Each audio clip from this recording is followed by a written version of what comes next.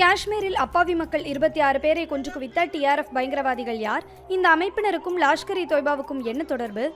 பைசரன் பள்ளத்தாக்கு பகுதியில் நடத்தப்பட்ட தாக்குதலுக்கு தடை செய்யப்பட்ட லாஷ்கர் இ தொய்பா தீவிரவாத குழுவின் நிழல் அமைப்பான டிஆர்எஃப் பொறுப்பேற்றுள்ளது. தி ரெசிஸ்டன்ஸ் ஃப்ரண்ட் என்று குறிப்பிடப்படும் இந்த அமைப்பு ஜம்மு காஷ்மீரின் சிறப்பு அந்தஸ்து ரத்து செய்யப்பட்ட பிறகு 2019ஆம் ஆண்டு உருவாக்கப்பட்டது. தொடக்கத்தில் சமூக வலைதளம் வாயிலாக வெறுப்பு பிரச்சாரங்களை பதிவு செய்து வந்த இந்த அமைப்பு 2020ஆம் ஆண்டிலிருந்து தீவிரமாக செயல்பட தொடங்கியது.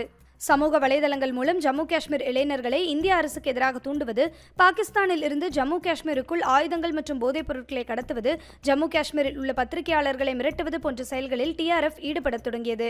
எனவே கடந்த ஜனவரி 2023இல் டிஆர்எஃப்-ஐ பயங்கரவாத அமைப்பாக இந்தியா அறிவித்தது.